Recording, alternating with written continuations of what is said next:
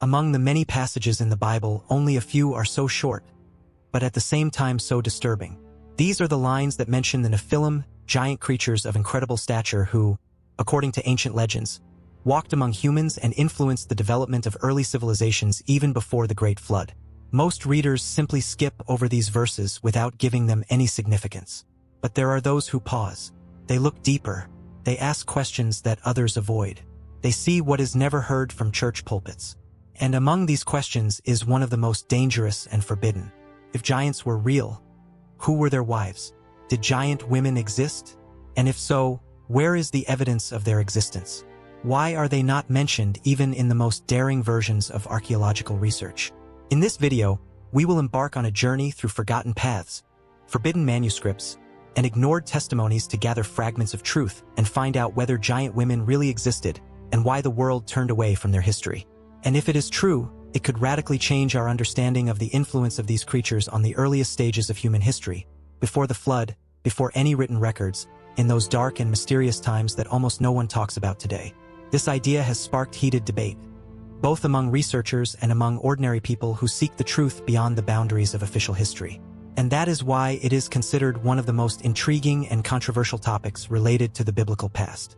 The Nephilim are creatures that inspire both admiration and anxiety. Their presence in ancient texts leads many to ask, where did they come from? In what context are they first mentioned?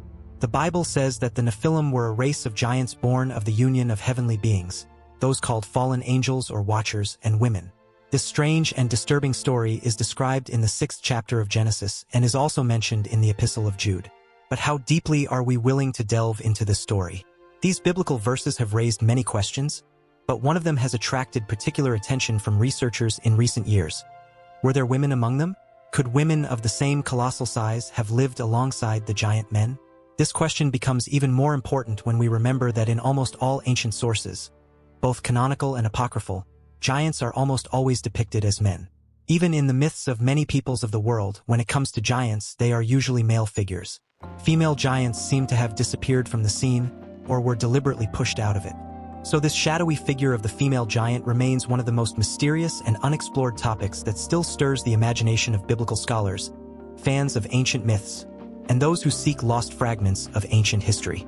The absence of references to female giants in sacred texts and traditional legends makes this topic even more vague and mysterious.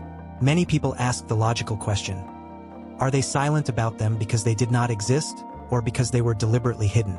Could ancient authors have deliberately avoided mentioning giant women, perhaps because of cultural taboos, religious beliefs, or the danger of the symbolism they represented? Some believe that it was due to the way history was written at the time. The focus was on male figures, and the image of the giant man corresponded to the archetypes of strength, war, and rebellion. But there are also those who suggest otherwise. Perhaps silence is the answer. Perhaps giant women never existed, or perhaps their existence was so important that it was decided to erase it from memory. Instead of providing clarity, this mystery only heightens interest, especially among Bible scholars, theologians, and anyone seeking to uncover the hidden layers of Scripture. Over time, the mystery of the Nephilim and the question of whether they had female counterparts has given rise to a whole series of controversial theories. Some of them are restrained, based on traditional sources, while others are bold, even radical, and based on hypotheses and insinuations. But all of them try to look behind the veil of antiquity and understand what really could have happened during that mysterious period of early humanity.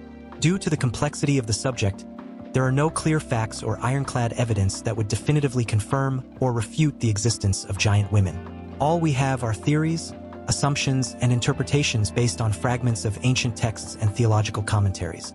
One of the most discussed versions is that the Nephilim were not just giant people, but hybrids born from the union of fallen angels, the so-called watchers, and human women. And if this is true, then at least theoretically, giant women could have appeared in subsequent generations. But how did they originate? And what role did they play in myths and legends about the Nephilim? These questions remain open. To find the answers, we need to consider different views on the very idea of giants. After all, one of the most popular hypotheses claims that the Nephilim were not just tall beings. They were unique, hybrid creatures, carriers of both the heavenly and the earthly. And that is what made them special, and possibly dangerous. Looking at it from another angle, it becomes clear that the Nephilim could have lived much longer than ordinary people. Ancient texts repeatedly mention extremely long lives. from 500 to 900 years. Well-known biblical figures such as Methuselah, who lived 969 years, or Noah, who lived to be 950, only confirm this. But some researchers go further, suggesting that the Nephilim may have had even more perfect biology, allowing them to live much longer than humans, even in those prehistoric times. According to this theory, giants could have had a lifespan several times longer than humans. But every gift has its downside. Perhaps, along with longevity, they lost their ability to reproduce. Their strength faded, but not instantly, gradually, generation after generation. And in the end, they may have lost the ability to pass on their offspring, disappearing from the face of the earth not in battle, but in silence. If this is true, then the Nephilim were not just hybrids. They were an evolutionary dead end, a line with no future. If the Nephilim were completely unable to reproduce, as some researchers suggest, then perhaps there was simply no need for giant women to exist. After all, what role would female individuals play if male hybrids were unable to become fathers anyway? This brings us to one of the most controversial explanations. Perhaps the absence of giantesses in ancient texts is not a coincidence or a conspiracy of silence, but a consequence of the very concept itself. If the Nephilim were indeed hybrids created in a unique way, without the ability to reproduce, then there was simply no place for a female counterpart in this scheme. But this is where the most heated debate begins. If they were infertile, does that mean that giant women were biologically impossible? Or perhaps we simply have not found any references to them, have not recognized them in the texts, or have not been able to interpret them correctly.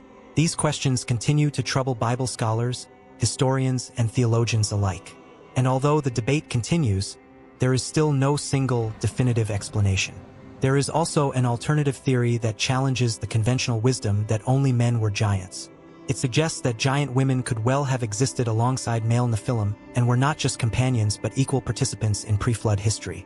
The logic of this hypothesis is simple and convincing.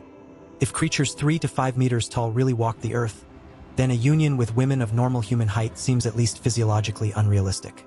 The difference in size would have been so enormous that any connection between them would have been practically impossible. That is why it is more logical to assume that giants needed women of similar height, not just companions, but potential mothers of their offspring. This argument gains even more weight when we consider how rarely women were mentioned or depicted in ancient historical and biblical texts. And perhaps it is in this silence that the key to one of humanity's oldest and most secret myths lies. In many ancient texts, women are rarely mentioned, especially when it comes to genealogies or key events. This is no coincidence, but a consequence of the fact that ancient Semitic culture was predominantly male-centered.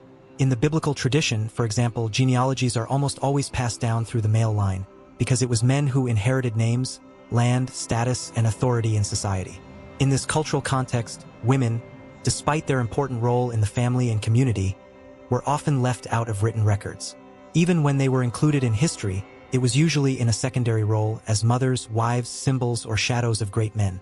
This way of thinking permeated not only genealogy, but also all historical and mythological narratives of the time, which emphasized the achievements of men, while women, even if they were key figures, remained in the background silent, forgotten, underappreciated. And it is this cultural filtering that may have hidden the stories of giant women from us, if they really existed. From this point of view, many researchers believe that when the Bible talks about giants, the reason for the absence of references to female giants may not be that they did not exist, but that the male narrative style of the time simply did not consider it necessary to mention them. This position suggests that the existence of giant women is not only biologically possible, it is entirely logical, especially when one considers how often ancient sources ignored female figures unless they played an active or dramatic role in the plot. If we look at this theory from the perspective of reproduction, it becomes even more convincing. The emergence of the Nephilim race was hardly a one-time event. Rather, it was a long and repetitive process involving both men and women. And even if their names have not been preserved, this does not mean that they were not alongside the giants. Their silence in the texts is not proof of their absence, but perhaps a consequence of a cultural system that simply rejected their importance. Even if women are not mentioned in the texts, their role could still have been critically important. In support of this idea, many researchers and fans of ancient history point to other cultures in which giants often had powerful female companions. In Greek mythology, for example, the Titans, giant creatures of incredible strength, were often allied with women who wielded no less power. Scandinavian sagas, Celtic legends, and Sumerian myths all contain images of women with supernatural abilities, enormous stature, or exceptional influence. These examples from different regions of the world suggest that giant women may not have been an exception. On the contrary, they were part of the general conception of supernatural beings, both male and female. The fact that they are not mentioned in biblical texts may well be a consequence of the strict cultural norms of the time, rather than a sign that they did not exist. Looking more broadly, through the prism of world mythologies, the image of giant women does not seem fantastical, but rather a natural component of ancient ideas about strength, blood, and origin. The fact that giant women are not mentioned in the Bible does not mean that people did not believe in them. This silence most likely simply reflects the male-centric nature of ancient storytelling. In those times, power, inheritance, and history itself almost always revolved around men and their families. Women, even if they were giants, were considered secondary and therefore did not receive separate attention. This may also have been a deliberate way of preserving the patriarchal family model, in which everything from names to land was passed down exclusively through the male line. In such a structure, female characters remained in the shadows, even if their significance was much deeper. It is this cultural trend, rather than the absence of the creatures themselves, that may explain why we find no explicit mention of giant women in biblical texts. In other words, their silent disappearance is not proof of their non-existence, but rather evidence of a choice to focus solely on the male line of history. Proponents of this hypothesis believe that giant women most likely played an important role in continuing the Nephilim lineage, and their absence in the texts is not a denial of their existence, but a consequence of the author's choice. However, there is another view even more mysterious and disturbing. It claims that giants may have been infertile. This theory echoes early ideas about hybrids, beings born of the union of heaven and earth, but adds new details. It suggests that giants lived incredibly long lives, perhaps 3 times longer than the average person of that time. And we have already seen hints of this. Figures such as Methuselah, Noah, and Adam supposedly lived over 900 years, which supports the idea of longevity as a characteristic of the chosen race.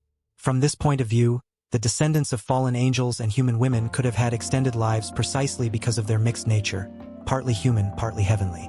But here a key point arises. If they really lived so long, perhaps they simply did not need to have offspring to maintain their presence. And therefore, there may have been no need for giant women. And this, according to some researchers, may explain the silence of the texts, not about ignored companions, but about the absence of a biological need for them. Unlike ordinary people, these creatures may not have needed to reproduce to maintain their presence in the world, or ensure their continuation even after battles, disasters, or the disappearance of entire generations. In this light, giants appear not simply as hybrids, but as long-lived or nearly immortal creatures for whom offspring were not a duty but a superfluity. Their longevity allowed them to remain part of human history for centuries, and perhaps even millennia. But there is another mysterious fact that troubles many researchers. Giants are mentioned again in the Bible after the flood. How did this happen? After all, according to Scripture, the flood destroyed all living things except Noah and his family. So how did they return? This question has given rise to a new wave of hypotheses. Some believe that fallen angels, known as watchers or guardians, descended to earth again after the flood. And again they came into contact with women. And once again giants were born. A new generation, a new line that continued what had begun before the flood. And it is this repetition that makes the story of the Nephilim not only ancient, but cyclical, a warning that it could happen again. Some interpretations of biblical texts do indeed support the version that the fallen angels, even despite God's punishment, did not disappear completely after the flood. Their influence on humanity continued, albeit not as openly as before. It is believed that after the destruction of the original generation of Nephilim, some observers returned to Earth, secretly or openly, and again produced offspring. But something was no longer the same. With each generation, the giants became rarer, their numbers gradually decreasing. They were no longer invincible beings who kept the world in fear. Even though the remnants of their strength and size could still be impressive, the giants began to lose their dominance. Humanity grew stronger, and one day people, ordinary kings, warriors, armies, challenged them. We see a vivid example of this in the 14th chapter of the Book of Genesis. It describes an ancient war in which 5 kings unite to fight against 3 tribes of giants: the Rephaim, the Zuzim, and the Emim. These peoples were not just enemies, but entire nations of giants. And although it seems incredible, the people managed to defeat them. It was a turning point, not only because the giants were defeated, but because it became a symbol. For the first time, people realized that they could be defeated. The former horror, the almost divine fear they inspired, began to crumble. From that moment on, the giants were no longer untouchable. They became targets, and it was from this battle that their final decline began, their transition from domination to oblivion. But did they all really disappear? Their slow decline can be seen in other parts of the Bible, especially in the story known to millions, the confrontation between David and Goliath. This battle is not just a story about a brave young man and a giant. It is the culmination of an ancient confrontation between humans and giants that dates back to prehistoric times. Goliath was not just a warrior. He was a symbol of the last breath of greatness of a race that once ruled the earth. According to some sources, he was over 3 meters tall. He was the heir to those who were called Nephilim, and perhaps the last true giant who dared to stand against Israel. But when David, an ordinary young man with a slingshot, strikes him in the forehead, it is no longer just the victory of an individual. It is a sign, a symbol of the collapse of an entire line of beings that had long held humanity in fear. Goliath falls, and with him falls the illusion of the giant's invincibility. The world has changed. The fear that lived in the hearts of generations has lost its power. What seemed unattainable and eternal was shattered by the hand of a shepherd. This moment marked not just the end of one warrior, but the demise of an entire era. And although giants may have continued to exist after that, their era was over. Their place in the world no longer belonged to them. Although the number of giants steadily declined over time, the memory of them did not disappear. On the contrary, in many ancient cultures, these creatures continued to live on in legends, myths, and tales as figures of greatness, strength, and almost divine nature. In some regions, they were revered as demigods, while in others, they were considered direct descendants of the heavenly powers. Peoples separated by seas and continents had similar images. Giants who possessed incredible wisdom, knowledge of the starry sky, the secrets of nature, capable of changing the course of history or performing miracles. These giants were rarely portrayed as a threat. On the contrary, in the eyes of many, they were bearers of power that went beyond ordinary human existence. People perceived them with awe, wonder, and even respect. Their images entered the heart of mythologies that explained how the world was arranged, where knowledge came from, and what happened in the distant past. In stories about encounters with giants, it was often not fear that was felt, but a strange sense of spiritual presence, as if these creatures lived on another level of reality, deeper, older, almost timeless. And that is why they left a mark on human memory that has not faded to this day. In Greek mythology, the Titanomachy is a legendary war between the gods and the Titans, an epic clash of primal forces that decided the fate of the universe. Similarly, the biblical stories of the sons of God who descended to the daughters of men also echo the ancient conflict between the earthly and the heavenly, between humans and those who surpass them in strength, wisdom, and origin. These stories are more than just myths.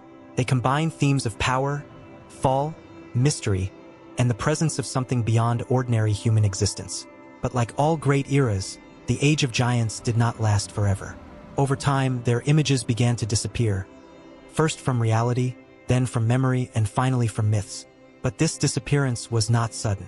It lasted for centuries. It was a slow but inevitable process of extinction. The giants suffered defeats. Their names disappeared from scrolls. Their race dissolved into the mists of time. And so ended an entire chapter of history.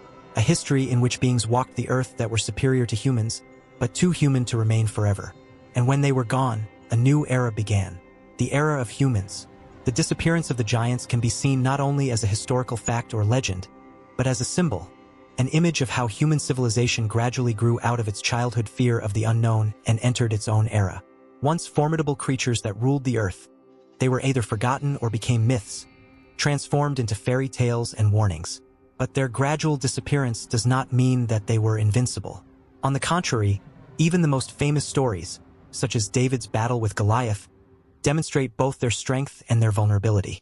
No matter how powerful they seemed, they could be defeated. And therein lies the main message.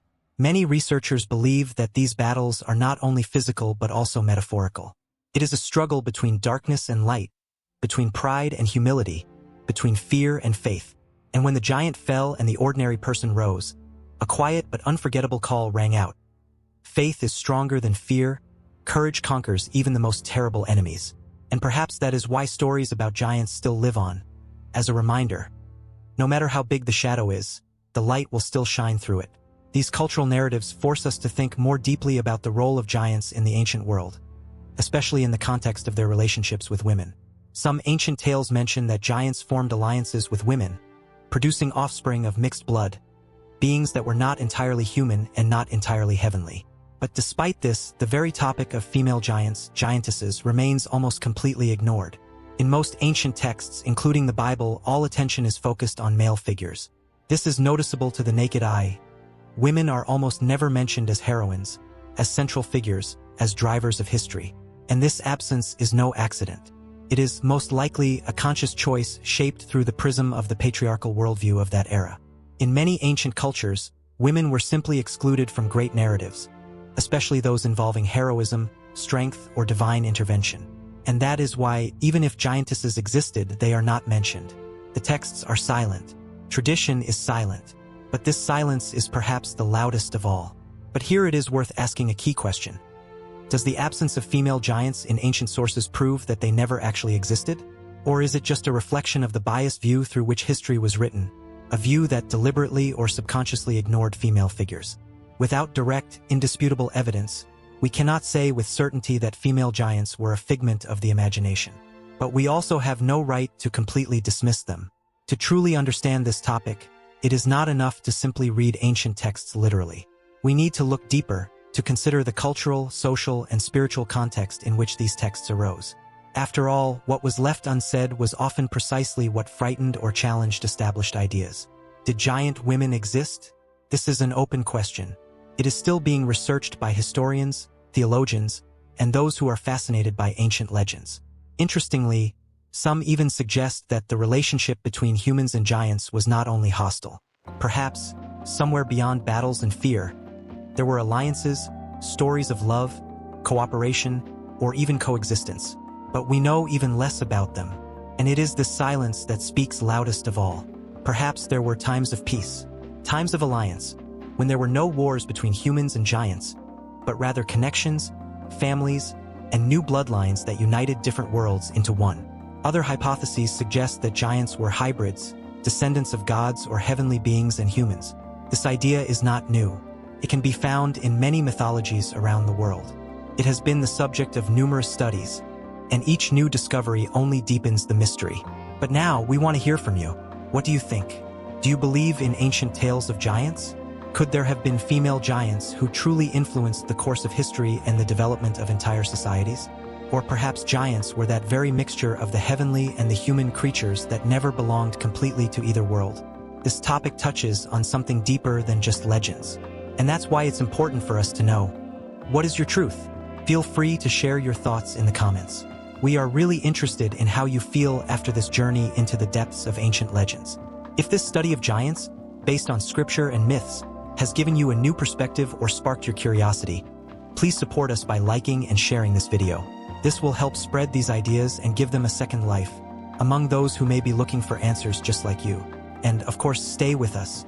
In the next episode, which you will find a link to at the end of this video, we will continue to explore the most mysterious topics that few dare to talk about.